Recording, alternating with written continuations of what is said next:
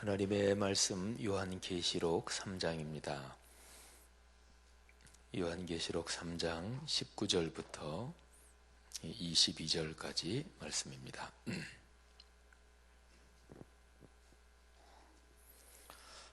14절부터 같이 봉독하죠. 14절부터 22절까지입니다.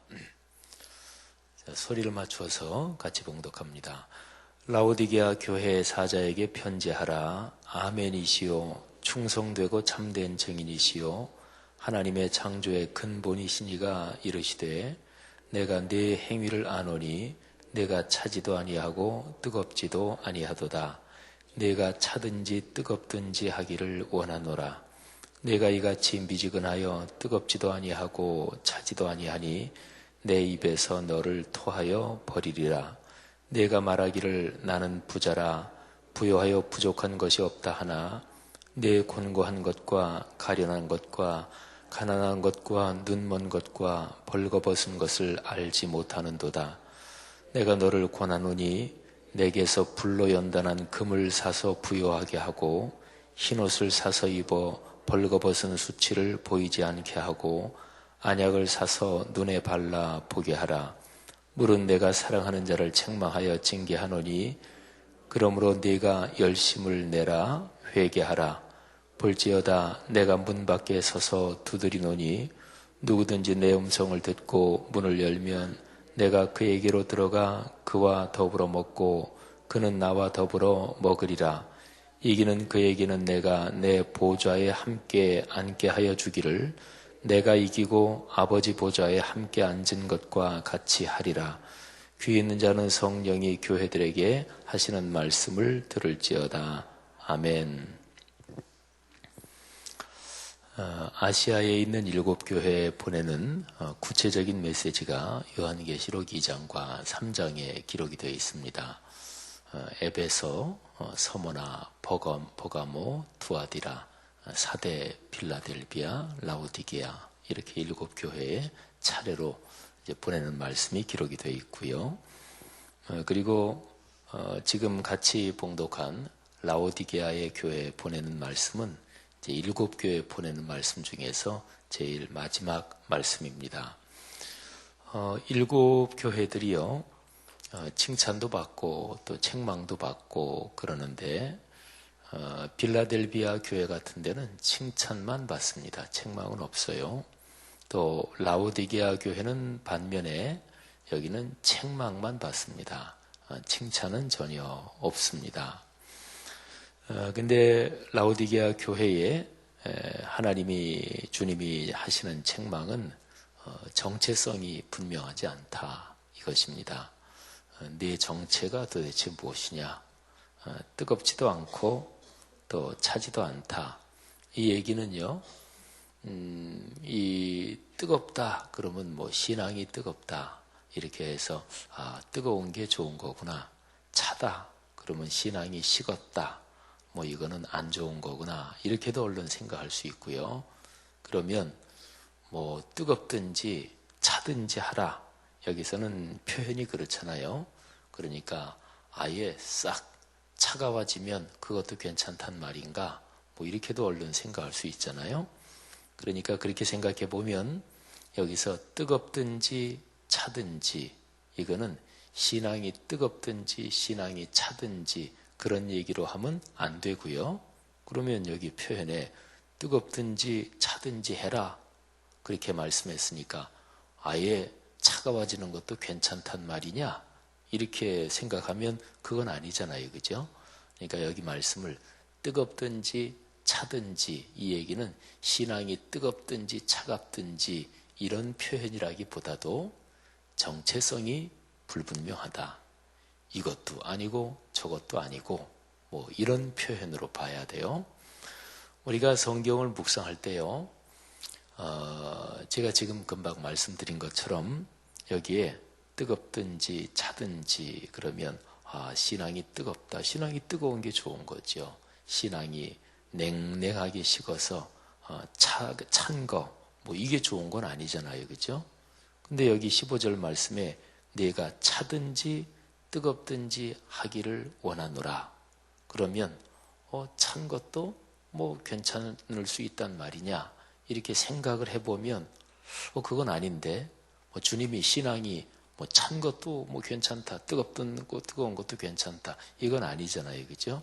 그러니까 여기서 뜨겁든지 차든지 이 얘기는 그거는 신앙이 뜨겁다 차다 이 표현이라기보다 도대체 그리스도인으로서 정체가 불분명하다 이런 얘기로 들어야 되는구나 이렇게 생각을 하는 거죠. 성경 말씀을 읽을 때 생각을 해야 됩니다.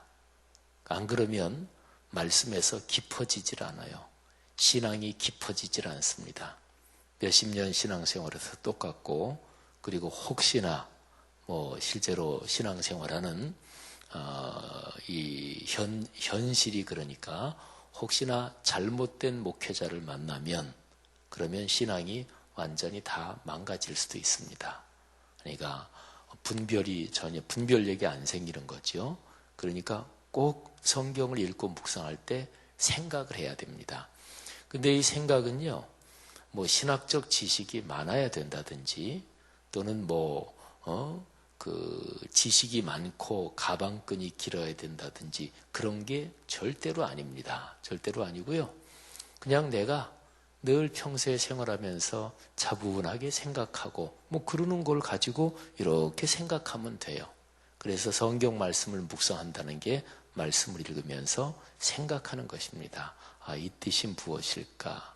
또 주님께서 이 말씀을 통해 내가 어떻게 살기를 원하는 것일까? 성경을요 생각하지 않으면 어떤 현상도 생기냐면요. 성경을 적어도 정상적으로 교회 생활하는 사람은 올해도 우리 교회 이제 그런 거 합니다만은 1년에 성경 일독 합시다 그러잖아요. 그러면 일독도 해요. 또 성경교회에서 암송도 해요. 또 설교도 예배 참석하니까 설교도 듣죠. 주일 설교, 수요 설교. 그런데 생각은 안 해요. 그러면 성경이 그렇게 일독도 하고 뭐도 하고 그러는데 이 성경이 실제 내 생활하고는 관련이 없어요. 실제 교회 생활하는 모습은 어떠냐? 그건 그냥 내가 여태까지 습관적으로 해온 그대로 또 교회 생활하면서 누구랑 친하고 안 친하고 늘 그렇게 편가르고 그냥 그 모습 하나도 변하지 않고 그대로 성경이 편갈르라 그러지 않잖아요. 그죠? 근데 왜 그렇게 계속 생활할까요? 성경하고 상관이 없는 거예요. 그 사람 신앙생활이. 근데 성경 일독하는데도 왜 상관이 없을까요? 그럼요. 생각 안 하니까 묵상 안 하니까 상관이 없는 거예요. 성경 12구절 그 사람 암송하는데 아니 암송하는데 편가르면 그 성경 암송 헛거지요. 그죠? 그게 바로 뜨겁지도 않고 차지도 않고 바로 그거예요. 정체가 불분명한 거예요. 그러니까 정체가 불분명한 사람이 내부에 들어와 있으니까 그 내부가 어떻게 되겠어요? 이게 위험한 거예요. 이게 위험한 거예요. 그러니까 정체가 불분명한 사람은 이게 내부에 들어와 있으면 그 내부가 약해지게 돼 있어요. 그런데 신앙생활하면서 말씀을 생각하고 말씀을 묵상하고 여기에 가슴 뜨겁게 가슴 절절하게 이게 말씀에 오지 않고 그런 상황에서 계속 신앙생활하는데 그 사람이 집사님이 되고 권사님이 되고 장로님이 되고 목회자가 되면 그러면 교회는 어떻게 될까요? 이건 말을 할 것도 없죠. 망가지는 거잖아요. 그죠? 그러니까 제가 이제 어제 이렇게 저는 이제 보시니 말씀 묵상 그거 이렇게 제가 집필도 하고 그러니까 늘 이제 얼마 정도 앞을 이렇게 묵상을 하게 되는데 근데 계시록 이제 5장에 보면 사도 요한이요. 천상의 보좌를 환상 중에 봅니다. 천상의 보좌를. 근데 천상의 보좌를 보다가 천상에서 하나님의 보좌를 둘러서서 있는 네 생물 또 24장로 이런 천상의 영적인 존재들이 찬양을 하는데 얼마나 감격적이었을까 그런 생각을 했어요. 우리가 성가대가 찬양할 때도 진짜 찬양은 기왕이면 잘해야 되는 거죠. 근데 어떤 성가대 찬양할 때 막 크게 은혜 받는 데가 있잖아요. 근데 그때도 그런데 천상의 찬양을 들었으니 얼마나 감격적이겠어요. 근데 요한이 천상의 찬양을 듣고 천상의 보좌를 보다가 갑자기 웁니다. 보통 우는 게 아니에요. 통곡을 합니다. 통곡해요. 우리 통곡한다는 거 알잖아요. 통곡을 합니다. 이게 계시록 5장에 나와요. 왜 통곡하느냐? 말씀이 열리지 않아서. 저는 어제 저녁 때 집에서 이제 컴퓨터 앞에 앉아서 말씀 묵상하고 이거 이렇게 묵상한 거 쓰다가 그 생각을 꽤 길게 했어요. 아, 요한이 통곡을 하는구나. 사람은 살면서 울 때가 있어요. 울고 싶을 때가 있어요. 또는 많이 울 때 통곡할 때도 있어요. 근데 언제 통곡하나? 근데 요한은 통곡을 해요. 이유는 말씀이 열리지 않아서. 그러니까 말씀이 열리지 않아서 하나님 오른손에 두루마리, 말씀이 적힌 두루마리가 있는데 그거를 펼 자가 없어요. 그게 봉인되어 있는데 그래서 이 요한이 통곡을 해요. 말씀이 열리지 않아서 통곡한다 그 얘기는요. 말씀을 사모하는 마음이 있다는 얘기죠. 그죠? 그렇죠. 사모하는 마음이 있으니까 말씀이 열리지 않네. 그러니까 막 울고 싶은 거죠. 그러다 통곡을 하는 거죠. 말씀을 사모하는 마음이 없으면 열리든 말든 상관없죠. 뭐 사모하는 마음이 없는데 뭐 말씀이 열리든 하든 그 상관이 없죠. 사모하는 마음이 없는데 메시지 설교 시간 들으면서 뭐 거기에 집중도 뭐 되지도 않겠죠. 그죠? 그러니까 요한은 말씀을 사모하는 마음이 있었고 그리고 하나님의 말씀이 열려서 그 말씀이 내 삶으로 흐른다는 게 그게 어떤 복인지 그거를 요한은 알았죠. 당연히. 그러니까 말씀이 열리지 않으니까 통곡을 하는 거예요. 사랑하신 여러분, 신앙생활은 주님과 관계되는 거잖아요. 그죠? 그리스도인 그러면 그리스도 때문에 된 사람을 그리스도인이라 그래요. 그리스도인 그러면서 그리스도와 연관없다. 그 그리스도인 아니잖아요. 그죠? 대한민국 국적을 가진 사람은요. 외국에 있어도 대한민국 법의 적용을 받아요. 그러니까 대한민국 국적 가졌는데 저기 어디 아프리카 가서 산다. 저기 뭐 카나다 뭐 어디 가서 산다. 그래도 그 사람이 대한민국 법을 거기에 살면서 위반하잖아요. 그러면 대한민국 법으로 처벌이 돼요. 그 사람한테 통보해서 당신 귀국해라. 그래서 처벌을 할 수가 있어요. 뭐 그 사람이 뻗팅기고 귀국을 안 한다. 그러면 국제적인 뭐 카나다하고 우리나라하고 그런 게 조약이 맺어져 있는지 모르겠지만 국제 범죄자 인도자 협정 거기에 따라서 그쪽에 사법당국하고 공조해서 이런 사람이 대한민국 국민인데 지금 카나다에 있다. 근데 법을 어겨서 이게 조사를 받고 그래야 되는데 그 사람이 안 들어온다. 카나다 사법당국이 그 사람 좀 체포해서 또는 추방해서 우리나라로 좀 들어오게 해라. 이렇게 할 수 있어요. 그리스도인 그러면 예수 그리스도 그분하고 연관되는 사람이 그분 때문에 우리가 구원을 받고 하나님 자녀가 됐잖아요. 근데 예수 그리스도 그분에 대해서 기록된 말씀이 66권 성경이에요. 그러니까 예수 그리스도에 대해서 연관되어 있다. 또는 우리는 하나님 믿는다 그러잖아요. 하나님과 연관이 안 되어 있으면 그게 무슨 신앙이니, 그죠? 근데 예수님과 연관되어 있다. 하나님과 연관되어 있다. 그게 뭔가요? 저 예배 드리는데요? 근데 이사야서에 보면은 너희들 예배 드리는 거 다 헛거다. 이렇게 한 구절도 있어요. 단순히 예배 드린다 그것만 가지고 안 돼요. 저 헌금하는데요? 근데 주님께서 아이고 나 그런 거 필요 없다. 이렇게 말씀하시는 때도 있어요. 그러니까 단순히 예배 드린다, 헌금한다. 저 교회에서 무슨 직책 맡았는데요? 예수님 당시에는요. 요즘 말로 말하면 예수님한테 다 혼난 사람이 목사 장로들이에요.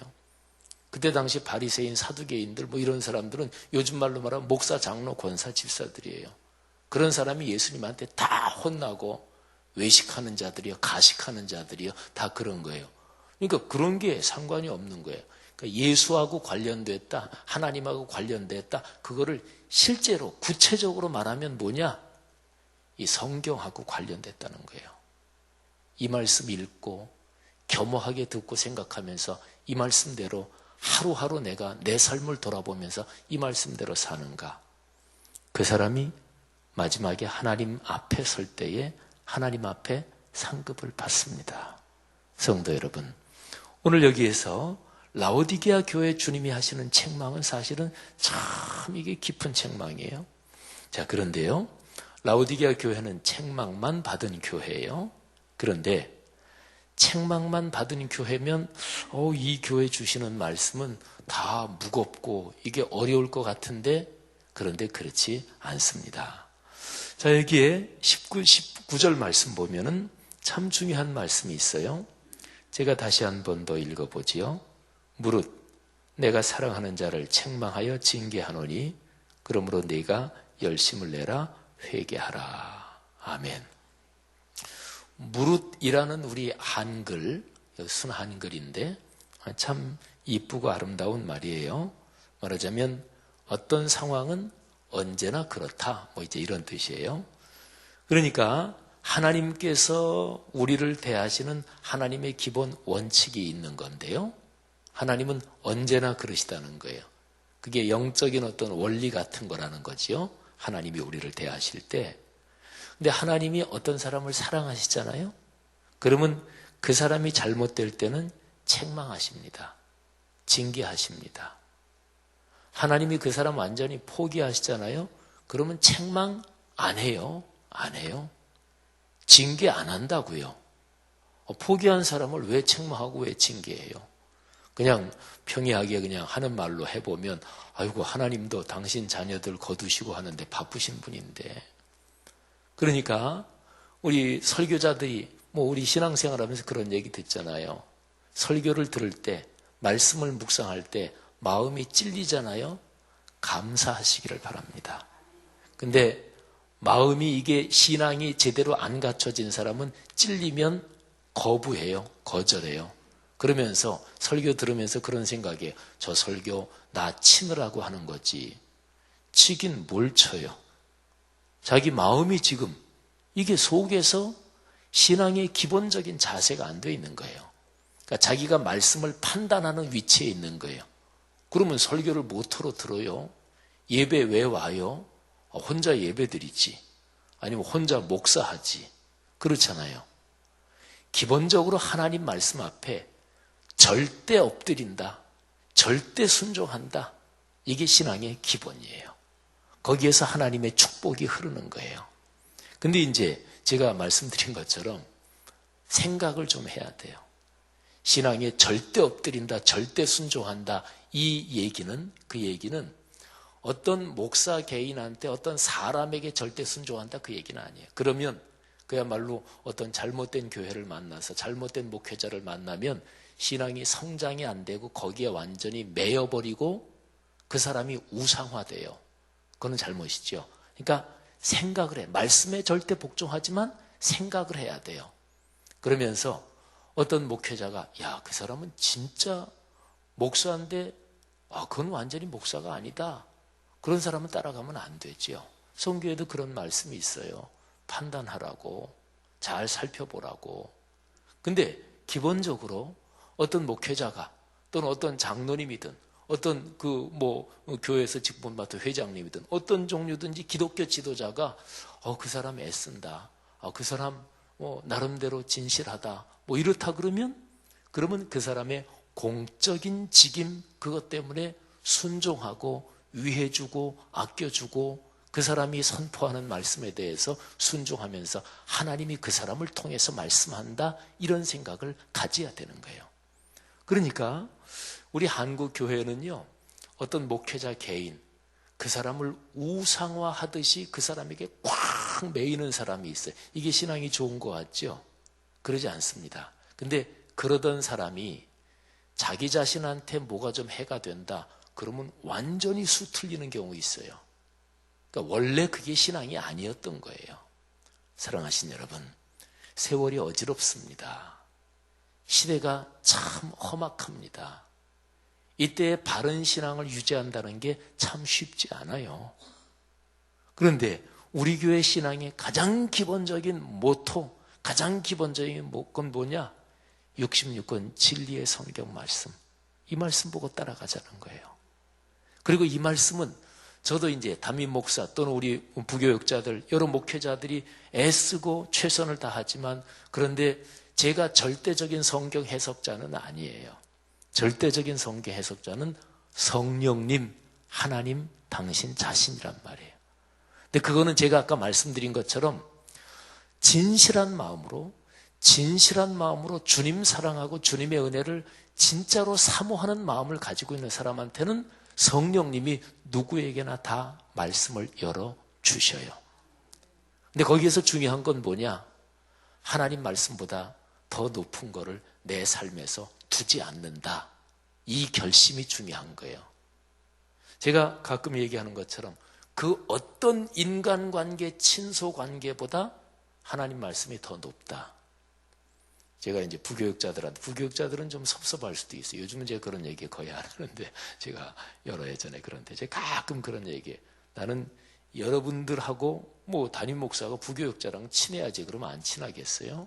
또 부교육자들 아끼고 또 부교육자들을 제가 도와드릴 수 있는 건 최대한대로 도와드리고 담임 목사의 공적인 직무이기도 하고, 그런데 제가 담임 목사의 공적인 직무를 수행하는데 지장이 될 정도로 친하진 않는다. 그죠? 공적인 직무, 제가 담임 목사로서 하나님 앞에 맡은 거, 그거 해야 돼요. 그게 여기 있어요. 근데 부교육자 중에 어떤 사람하고 친해요. 이 두 개가 서로가 충돌이 될 때 그때는 어떤 걸 선택해야 돼요? 그건 말할 것도 없습니다. 제 공적인 직무를 선택하는 거죠. 어르신들에 대한 예의는 중요해요. 그런데 공적인 직무보다 예의가 중요하냐? 아니요. 그러지 않습니다. 공적인 직무가 더 중요하지요.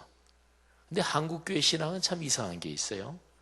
공적인 직무, 성경 말씀, 하나님의 거룩한 말씀, 이거 말고 다른 어떤 요소들, 이런 것 때문에 나를 지지고 볶고 그런단 말이에요.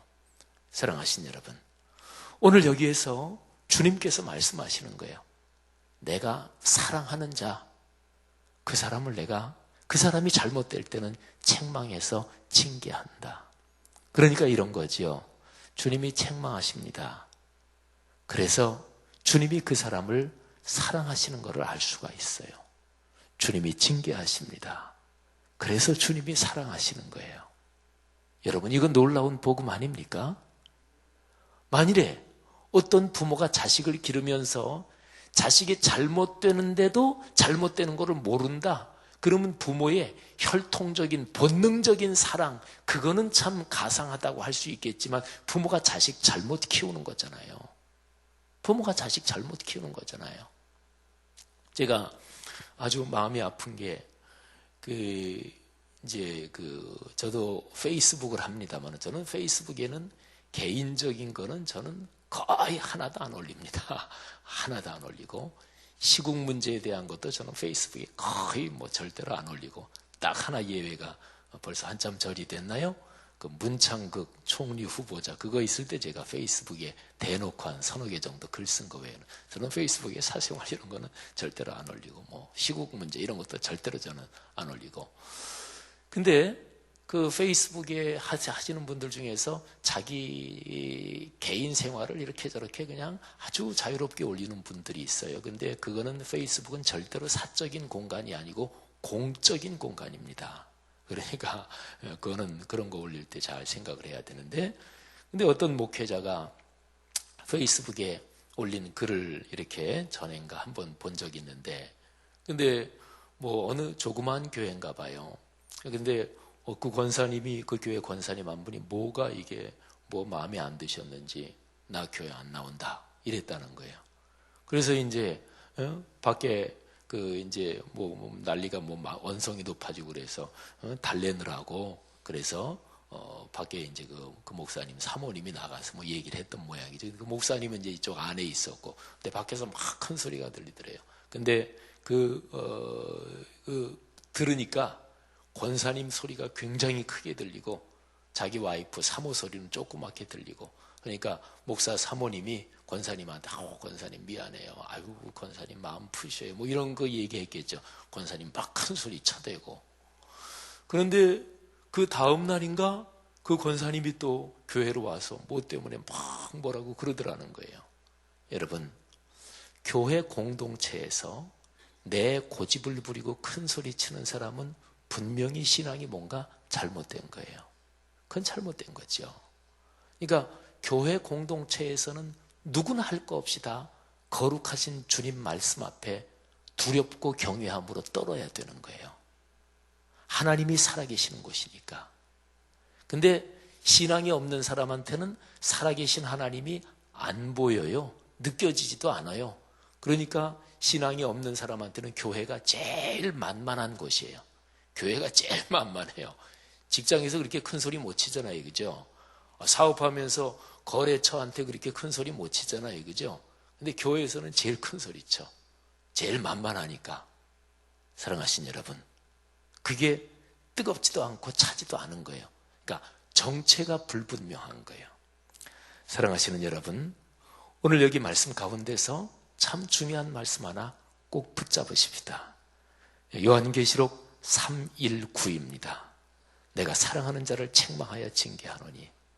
근데 라오디게아 교회가 책망만 받은 교회지만 주님께서 라오디게아 교회가 회복될 수 있는 방법을 구체적으로 가르쳐 주시잖아요. 19절 말씀 뒷부분에 보니까 그러므로 네가 열심을 내라 회개하라. 그렇죠. 돌이키는 거죠. 사랑하신 여러분, 예수님을 믿고 그리스도인으로 살아가는데 정체가 분명하기를 축원합니다. 목사는 목사로서의 정체가 분명해야 돼요. 그러니까 성도들이 목사를 어떻게 봐야 되냐면 우리 목사님이 더 목사님다웠으면 좋겠다. 이렇게 성도들은 생각하고 기도해야 돼요. 근데 목사답다는 게 목사님이야 이런 것도 좋고 저것도 좋고 목사님이야 그냥 뭐 모든 걸 다 감싸 안고. 근데 그렇게 자신의 생각대로 생각하지 말고 성경 말씀에서 얘기하는 주의 종답게 성경 말씀에서. 그러니까 모든 성도는 다 마찬가지예요. 장로님은 장로님 다 와야 되고 집사님은 집사님 다 와야 되고 그리스도인은 사회에서 그리스도인 다 와야 돼요. 정체가 분명해야 돼요. 근데 정체가 불분명하다. 그 사람이 그리스도인인지 아닌지도 모르겠고. 사랑하신 여러분, 오늘 이 라오디게아 교회를 묵상하면서 우리가 평생 살아가면서 내가 그리스도인으로서 정체가 분명한 사람, 그리고 주님께서 나를 사랑하시기 때문에 내 삶을 잘못될 때 책망도 하시고 꾸지람도 하시고 넘어졌을 때 붙잡아 일으켜 주시고 내 손 붙잡고 동행하시는 이 주님의 은혜를 감사하며 그렇게 손 붙잡고 걸어가시는 축복이 있기를 축원합니다. 오늘이 바로 그날이에요. 오늘이. 그죠? 미루지 마시고 바로 오늘 우리가 새벽 예배 드리는데 새벽 예배 드리고 기도하고 딱 오늘 하루 생활할 때 오늘 주님 손 붙잡고 걸어갑니다. 그런 축복이 오늘 여기 새벽 예배 나오신 모든 분들, 여러분들의 내외관, 또 아들, 딸, 손녀, 손자, 사업, 몸의 건강, 모든 대인관계에 함께 하시기를 축복합니다. 하나님 은혜 감사합니다. 오늘 이 말씀 하나님의 말씀으로 두렵고 떨리는 마음으로 겸허한 마음으로 귀를 기울였습니다. 이 말씀이 우리 각자에게 주신 주의 권면과 교훈과 축복대로 이 말씀 꼭 붙들고 오늘 하루 걸어가게 하시고 하나님 특별히 대학 입시를 위해서 우리가 계속 기도합니다. 하나님께서 수능 이후에 지원해야 될 대학 정하는 거 이런저런 여러 가지 또 수능 점수 나와봐야 또 대학 진학의 방향이 결정되는 수험생들도 많을 텐데 주님 꼭 붙잡아 주시고 원하는 대학에 원만하게 합격하도록 축복해 주옵소서. 성도들 건강 붙들어 주시고 병에서 회복되게 하옵소서. 주여 축복하옵소서. 이 시간 안수해 주옵소서. 경제적으로 넉넉하게 하시고 문이 열리게 하시고 취업이 되게 하시고 거래처가 늘어나게 하시고 손님이 많이 찾아오게 하옵소서. 그리스도인으로서 참 멋지게 그리스도인답게 오늘 하루도 걷게 하시고 그렇게 주님이 부르시는 날까지 평생 걷게 하옵소서.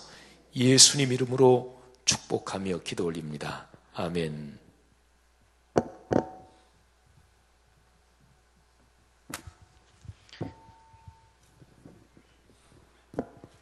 목사님 귀한 말씀 감사드립니다. 오늘은 말씀 삼운동 온세계 선교에 대한 공동기도문을 저와 여러분이 교독하며 기도하겠습니다. 성경의 중심 가르침 말씀 삼운동 온세계 선교의 비전은 주님이 말씀 삼 공동체 성락 성결교회에 주신 명령임을 믿습니다. 이 소명을 사명으로 받아 순명하여 이루도록 우리를 이끌어 주옵소서.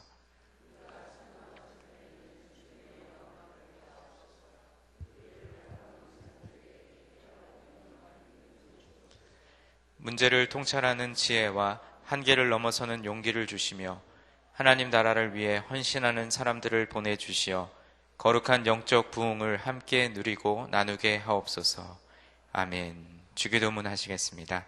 하늘에 계신 우리 아버지, 아버지의 이름을 거룩하게 하시며 아버지의 나라가 오게 하시며 아버지의 뜻이 하늘에서와 같이 땅에서도 이루어지게 하소서. 오늘 우리에게 일용할 양식을 주시고 우리가 우리에게 잘못한 사람을 용서하여 준 것 같이 우리 죄를 용서하여 주시고 우리를 시험에 빠지지 않게 하시고 악에서 구하소서. 나라와 권능과 영광이 영원히 아버지의 것입니다. 아멘. 지금 들은 말씀이 오늘 하루 우리의 삶으로 이어지게 하옵소서. 이번 주일에 등록한 새가족들의 마음에 기쁨과 평안이 충만하게 하소서. 또 여전도회의 기도회와 교구 전도대 중보기도 사역에 열매가 있게 하소서. 말씀 삼 성경대학 양육반을 통해 말씀을 더 깊이 알아가게 하소서. 또 연말 사역 사무총회와 감사 일정 등이 은혜롭게 진행되게 하소서. 또 슬픔을 당한 프랑스 파리와 또 여러 분쟁 지역에 주님의 긍휼을 베푸소서. 또 그 외에 여러분 각자가 가지고 나오신 기도의 제목 또 자유롭게 아르시다가 삶의 자리로 나아가겠습니다. 기도하겠습니다. 하나님 아버지 감사합니다. 담임 목사님의 말씀을 통해서 우리에게 주신 귀한 말씀 우리 하루의 삶으로 이어질 수 있도록 주님 축복하여 주옵소서. 아버지, 우리가 그리스도인의 정체성을 분명히 가질 수 있도록 도와주시고 하나님께서 오늘 요한계시록 3장 14절로 22절의 말씀을 통해서 우리에게 주신 귀한 은혜들을 깨달을 수 있는 지혜를 허락하여 주옵소서. 하나님, 내가 사랑하는 자를 책망하노니 회개하고 열심을 내라고 말씀하시는 우리의 삶 속에서 아버지의 말씀을 믿고 기도하며 우리 열심을 낼 수 있는 믿음과 신앙을 허락하여 주옵소서. 하나님, 오늘 하루의 삶, 오늘부터 그 결심이, 그 결단이 실행에 옮겨질 수 있도록 말씀이 삶으로 이어질 수 있도록 주님께서 축복하여 주시옵소서. 또한 이번 주일에 등록하는 112명의 가족들의 마음속에 하나님 기쁨과 평안이 충만해지게 하옵소서. 우리 교회에서 신앙생활하며 그들의 삶의 어려운 문제들이 해결되는 축복 있게 하여 주시옵시고 또 이곳에 나와 예배드리며 또 말씀과 기도로 거룩하여 칠 때에 하나님 주님의 은혜를 충만하게 누리며 나갈 수 있도록 그들 각자의 삶을 주님께서 주관하여 주옵소서. 오늘은 또 화요 여전도의 기도회 그리고 교구 전도대와 중보기도 사역이 있는 날입니다. 하나님 매주 모이고 기도하며 또 말씀을 붙들고 전도하고 또 중보 기도하는 모든 사역 가운데 하나님 귀한 열매가 맺혀지게 하여 주십시오. 나라와 민족과 열방을 바꾸기도 하며 또 교회와 또 각 교구와 또 구역 목회자들과 또 성도들의 삶과 아버지 자녀들과 교우들 아버지 또 사업장과 아버지 환우들을 위해서 기도할 때 하나님 그 기도가 응답하여 축복이 있게 하여 주옵소서. 또 말씀상 성경대학 양육관을 통해 말씀의 은혜를 더 깊이 깨달아 나가는 시간들을 주십시오. 신령한 자들 사모하며